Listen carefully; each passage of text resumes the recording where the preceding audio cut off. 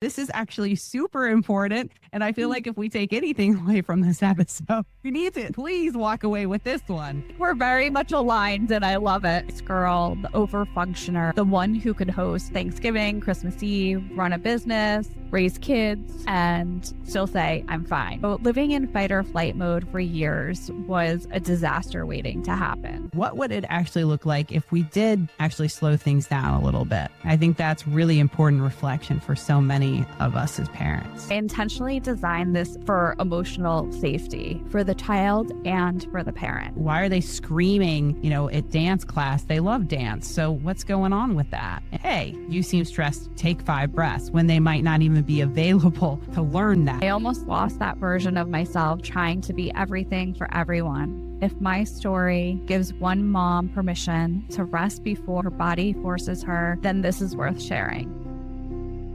Hi, parents. Welcome to Toddler Toolkit Podcast. Today, we have Ashley Ventrice. She's a parent educator and podcast host who supports families in understanding the nervous system, emotional regulation, and the deep patterns behind behavior, starting with the adults who set the tone first. Before moving her work online, Ashley owned and operated a childcare program where toddlers engaged in structured play, sensory learning, and predictable routines, while their parents were invited to stay, connect, and build community. What made her work stand out wasn't just what the children were doing, but how supported the parents felt. So years later, many of the families that Ashley has worked with still stay in touch with her, a testament to the safety, connection, and trust she has created. Ashley's work is shaped not only by years in childcare, but by lived experience. So after years of overfunctioning,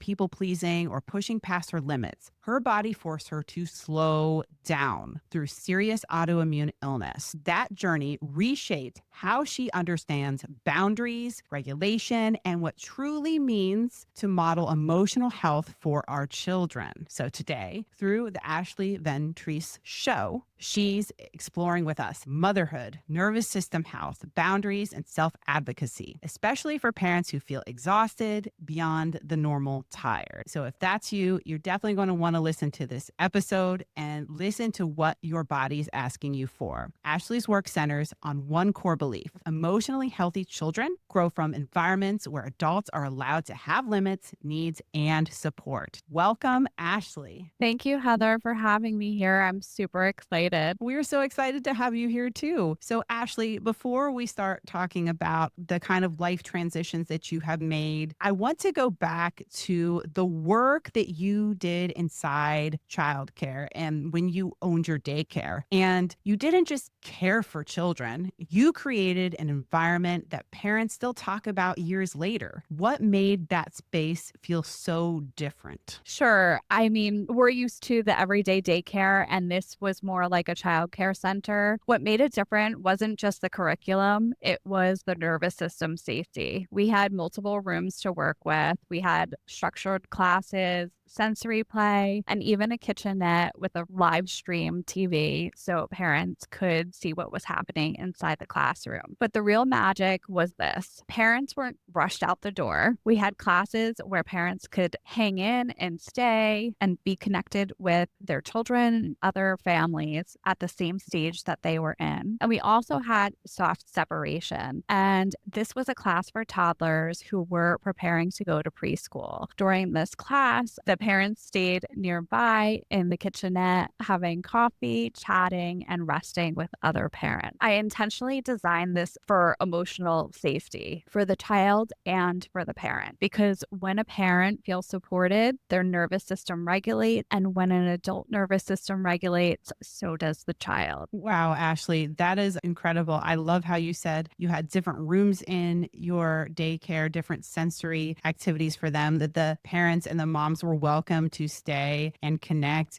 And you said something really beautiful about something I think there's a huge gap in, where children are expected to transition from being at home into preschool or from preschool to kindergarten. And that transition can be so tough and really tax the nervous system. And you were talking about nervous systems. And I just love how you thought about how kids, they go through separation anxiety and they want to cling to their parents. And this is a common struggle for toddler parents, especially toddler moms, talking about their toddlers clinging to them. They're struggling going into daycare or preschool. They're super worried about how they're going to do in kindergarten. And I love how you allow not just the child to feel safer, but the parent to feel safer, where they could see their kids on the TV, they could be in close proximity and make connections and be there. Cause that is, I think, one of the biggest gaps there was. So you really solved a problem that was really needed. And that is really beautiful. So you created this rare space where moms didn't feel alone while their toddlers played. Why do you think that mattered so much for them? So we had a lot of parents who had their firstborns coming in, your very first child, their everything. And they were scared to leave their child with not just like grandma and grandpa, but a caretaker other than their family member. So this allowed the parents to really get to know the educators in the space and also allowed them to stay and just hang and see what curriculum was all about, get to know other parents and feel safe with their decisions. Yeah, that is so wonderful. And I think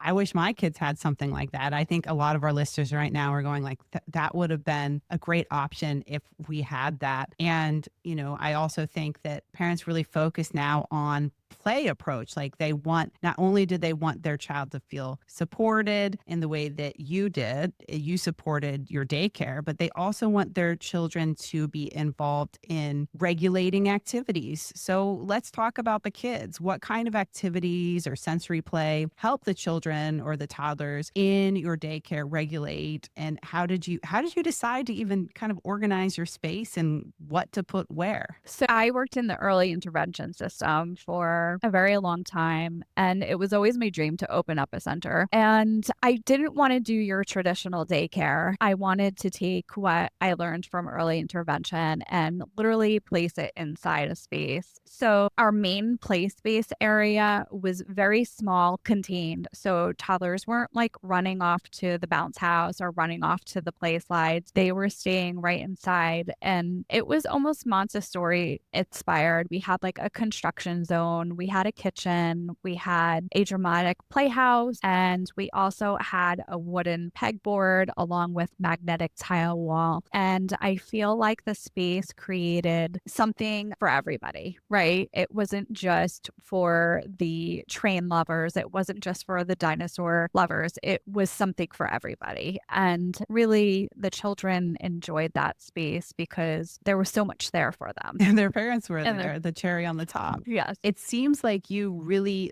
you took everything you knew from Head Start and what you wished could be in a classroom or a learning environment, and you made it your own in your daycare. And I think as parents, we totally feel like sometimes our home is just like a toy dump. Like there's toys everywhere, they're thrown everywhere. We wish we had something more aesthetic, but we don't want the pressure of some Pinterest level house. How can we take elements that you incorporated in your daycare? How could we recreate that in our home on a smaller level, or even if it's just a few things or that you recommend, or where to put something in your house to help your child? Because you also mentioned the Montessori approach. What can parents do to get a little slice of that kind of heaven you created at your daycare in their own home? Sure. Okay. So I actually had a podcast episode about this, actually about the Montessori approach and also how to set up your play space. So I would designate a select area in your house, and it does not have to be like their own huge playroom. It really has to be like a corner of a living room. That's actually what I used when kids were toddlers. And it's really about less is more, because when you have too many toys in the play space, it is overwhelming for the child and for the parents, because like you said, everything gets dumped on the floor and parents become overstimulated, and so do children. So I would say maybe start a toy rotation system, and it doesn't have to be crazy. It can be literally like Tupperware bins with different toys labeled like these are the trains, these are the dinosaurs, and rotate out like maybe 3 to 5 every week. week. And I really tell my parents every Sunday when you're doing meal prep, just rotate those toys out as well. Set it on your calendar so you know what to do. And I always say, go with what your child is interested in and use open-ended play toys, not closed-end play toys. How do we know if something is a open-ended play toy versus a closed-ended play toy? Sure. So when I worked in early intervention, I loved my closed-end play toys because that's more for one-on-one structured play. This is something where you're teaching a skill like a puzzle. So you take the puzzle piece, it goes in, it's done. That's closed-end. Open-ended is like dramatic play, like maybe like the dresses and the cute little high heels that toddlers wear. That's open-ended because from there they can be the princess that, has the babies that they're feeding and turn it into whatever their imagination desires. I love that. So more like role playing or imagination based play. So we probably could find that with toys too, toys that could be used for more imaginative play versus, like you said, a puzzle where once you put the piece in, well, it's done. And then you're just going to have to move on to the next thing. And we all know that puzzle pieces get chucked everywhere. And then we can't find the pieces that match to the puzzle. Nothing is more frustrating than a full puzzle without that one piece. Like, that killed me as a mother, like, of young kids. I was like, why? Oh my gosh, we totally feel this so much. So now I want to move into talking about something more personal, Ashley. On your podcast, the Ashley Ventrice Show, you did share parts of your health journey on there publicly. So I want to talk about this definitely with care and what feels most important for listeners to understand about what your body was trying to tell you before you had answers. So right now, our listeners might not really know what I'm talking about. So I'm going to let you take the stage to fill them in on kind of your health journey and also how that intersected with your daycare and kind of where you are now. Okay. So for years, my body was saying, slow down. And I didn't. I was the yes girl, the overfunctioner, the one who could host Thanksgiving, Christmas Eve, run a business, raise kids, and still say, I'm fine. But I really wasn't fine. So living in fight or flight mode for years was a disaster waiting to happen. And eventually my body stopped whispering and started screaming. I had pressed for a brain MRI and a spine MRI after I was gaslit for years by doctors. And I had pain, tingling, numbness down the left side of my body and fatigue like no other. Like no amount of sleep can ever take this fatigue away. Anyways, the brain scan came back and they said I had a 9mm lesion on my brainstem. If you don't know what the brainstem does, it controls breathing, heart rate, all vital functions. And my doctor told me that I should actually be in a wheelchair, but something saved me. So in that moment, something shifted. One, I was right to advocate for myself, and you are too. And two, I'm not invincible. We are not. I have two little girls, and I knew I couldn't model self-abandonment anymore. They were watching. Their role model, I'm their role model, and they look up to me. So I needed to start setting boundaries. So it sounds like you were overscheduling yourself, you were overgiving, and your body started feeling run down. And it was not something that just doing all the practical, health advice, like get a good sleep, eat healthy meals. There was something else going on and that you were advocating for yourself. Now, how with the doctors and that they weren't, as we've seen, the system can be very difficult. And how does this timeline line up with your daycare? Was this all during your daycare? Did it happen when you started your daycare? Were you already dealing with some of this stuff? Walk us through how that connected. When my second daughter was maybe a year and a half. So after I had her, I just started with stomach issues. And then it just kept on piling on. I just kept getting new symptoms, more fatigued to the point where I was on the couch most days and I couldn't get up. I had worked with a doctor in New York City, finally after my brain scan. And that's when he put me on a protocol that was working and was better for my body. I was up off the couch now. And I said, you know what? I want to follow my dreams, open up the childcare center. It had always been a dream of mine. And running the center is a lot. You're working day, night, weeks, weekends. So in that time, I had added on more medication and I started feeling lousy again. And that was almost like an epiphany for me because I was better from where I was, right? However, I wasn't healed like I thought I was. So that made me realize that I needed to slow down. And it was a very hard decision of mine to do, but I needed to step away and really prioritize myself and my family. That's so important. I'm sure that was such a wake up call for you. You were able to function, but your body was kind of telling you, hey, you're going to keep pushing. This is just, it's not going to go away and it's just going to get worse. And that's where you say really listening to your body is so important and not ignoring those cues, even if the doctors aren't seeing anything wrong at the time. Absolutely. Now I listen to my body. If I've hit the limit in my day, I just sit down, I rest, and I say, okay, the dishes can come tomorrow, and the laundry can come tomorrow, just rest. And now that I'm listening to my body better, I'm feeling better, and I agree with you. My blood work, my lab slips came back great, phenomenal. And sometimes it's not just, blood work, it has to be more intensive testing. And there's so many different illnesses out there. So if you're going through something like this, I say keep plugging along. You've got little ones looking up to you. I love that. And you also have said something that I really love about boundaries. You said boundaries are kind, but so many of us weren't raised that way to have boundaries and to even understand what they mean.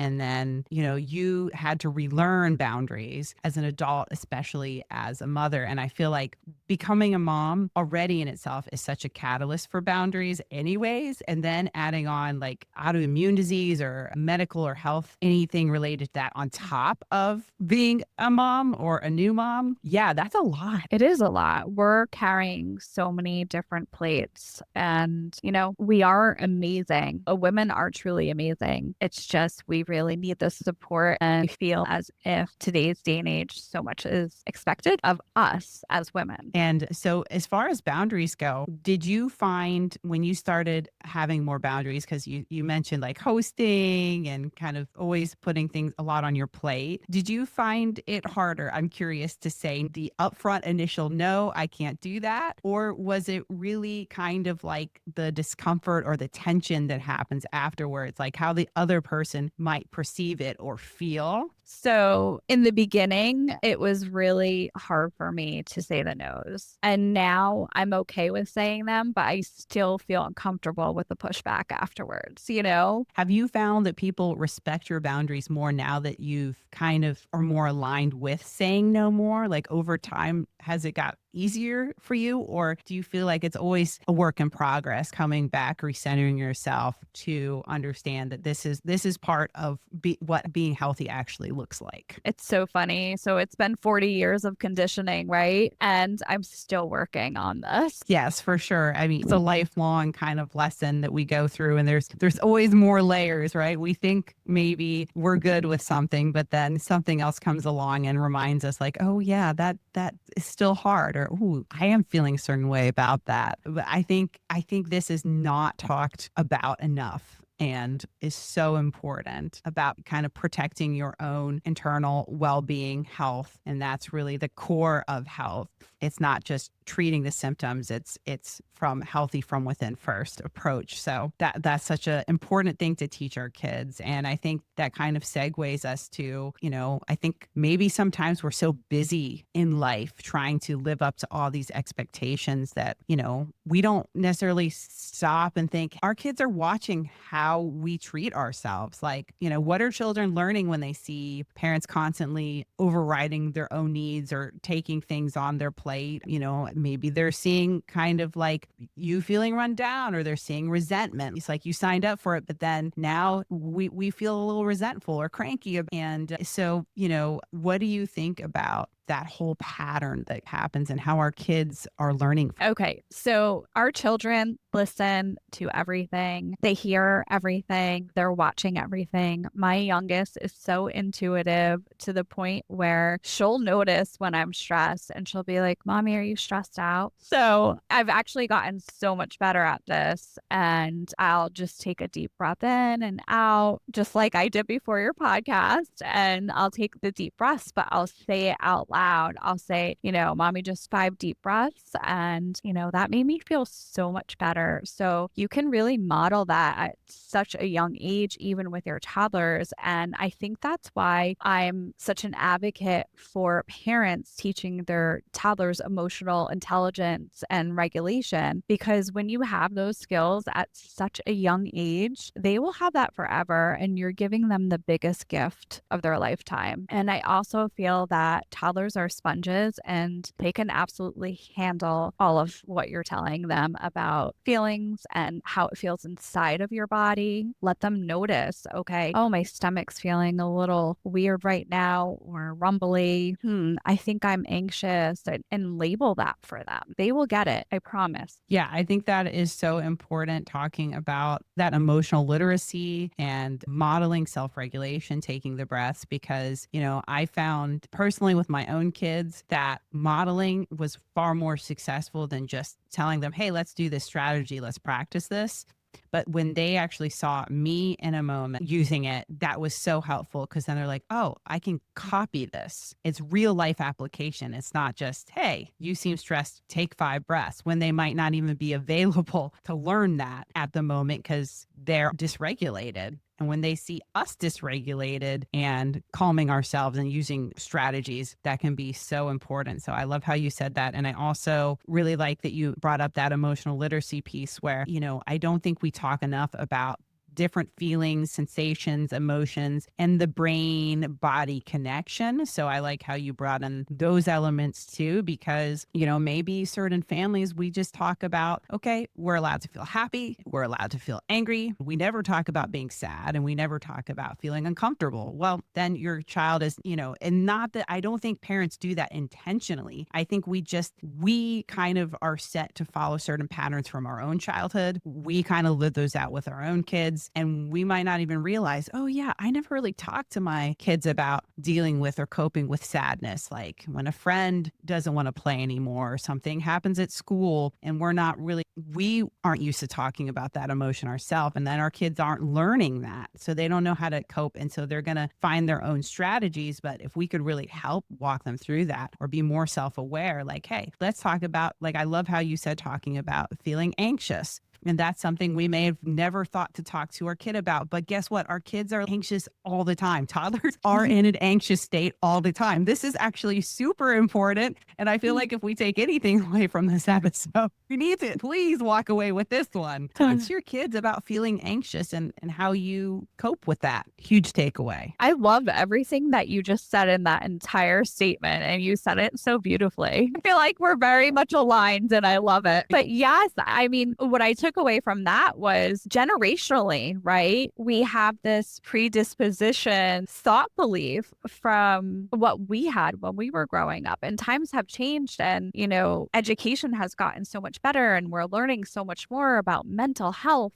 and what was a stigma back then is no longer a stigma. And I feel like we all need to start talking about this because it's important. And I don't know, our toddlers can do such beautiful things. They can, like you said, they're sponges. And I think, when our kids see us maybe not overbooking ourselves, maybe canceling a plan for something where we prioritize family or health, not because we want to just cancel plans on people, but because if we don't look out for ourselves, then nobody will. Or saying, I can't do that right now, maybe later. When they see that, they're going to use those skills later in relationships and friendships throughout their life. So, wow, this is the important work they're really really is. And I wanted to talk a little bit of something you have mentioned on your podcast, which is you talk about structure and predictability isn't just helpful for toddlers. So often we talk about, okay, toddlers, like, yeah, if they get thrown off of routine, right? The routine changes or things become unpredictable. That's like a major source of like toddler pushing back or power struggles or tantrums and kind of like screaming and those kinds of things. As our listeners listening to my podcast or your listeners listening to your podcast, they've learned these things, right? But we often don't think about, hey, how does that actually benefit us as the adult too? Because we don't often think of ourselves. We're so focused on thinking about everybody else. Yeah, I like that question because there's actually a book called The Hurried Child. I don't know if you've read it, but it's basically overbooking yourself and overbooking your child. Like in American society, it's like, oh, my child does like 5 sports in one season and I run from this field to that field. And at the end of the day, I mean, teamwork and everything, that's wonderful. But what I'm trying to say here is, try to schedule maybe one activity a season so you can have time in the home and prioritize family and what's going on inside your home and work on all of that. Because when you're hurried and rushing here or there, you're not hearing the goodness of life and about your child's day and working on these things like emotions and feelings because you're too busy, rushing to get dinner on the table. So adults thrive off of routine as well. It's predictable. When things get thrown off, let's say, you're at work and your boss comes in with a pile of something brand new that you didn't know you had to do, like that's out of your structure and you're completely thrown off. And then all of a sudden your stressors go off and you're upset and it's the same thing. So it's trying to balance in life, which is hard to do. That is can be very challenging. It's something that always seems simple in principle, but hard to actually carry out. I love how you said kind of making the space for our kids to have that time with them so we can do all these wonderful things with them, these wonderful relationship building with them. It's great that they're learning team building with sports and that activity here and there, but we need to make space and kind of slow down a little bit and have intentional slower time in our day where we can connect with our kids, get a temperature read on how they're actually doing. Some kids are very outward and they're going to let us know. They're going to maybe act out if things are too much, but not all kids are like that. Some kids internalize things and then, we might not really know what's happening. And then we're seeing things popping up like resistance elsewhere that's maybe not even what the source of it is. And how are we going to even know where is this all coming from with my child? Why are they screaming, at dance class? They love dance. So what's going on with that? And I think a lot of parents kind of have these questions, especially as kids get a little bit older. And like you said, like they get them into more the different sports and different activities, different after school. And it's kind of becomes hard to know, hey, is this too much for my kid? What would it actually look like if we did actually slow things down a little bit? I think that's really important reflection for so many of us as parents, and not just living up to, what looks good or what everybody else is doing online. I love that last saying there, what looks good, right? I feel like not everybody, should I say, but I feel like, yeah, social media has brought this whole new level of, oh, maybe I should be doing that. So-and-so went to Legoland. Maybe that's what we should be doing this weekend. And then you're self-doubting your own self because the Instagram or the Facebook photo looked amazing. And who knows that their child might have been screaming on the floor the entire time, but it was just those beautiful photos that they took, right? Yeah. And also like different families and different kids are different. Like I know, like I have twins and I know where my kids are right now in their life. Like they're not going to be able to handle a lot of things that other kids might be able to handle, even that are the same age. It could be their developmental maturity. It could also be kind of life circumstances that they've personally gone through with change and unpredictability, which we talked just about was a major driver of stability in the nervous system. So like I think about like, oh yeah, that family was able to do that. Hey, that's not for us right now. And it doesn't mean it never is, but also thinking about like what's a healthy dynamic relationship for right now. It doesn't mean we can't ever do some of the things we see other people do, like taking your kids to Disney World or whatever, but just kind of being okay with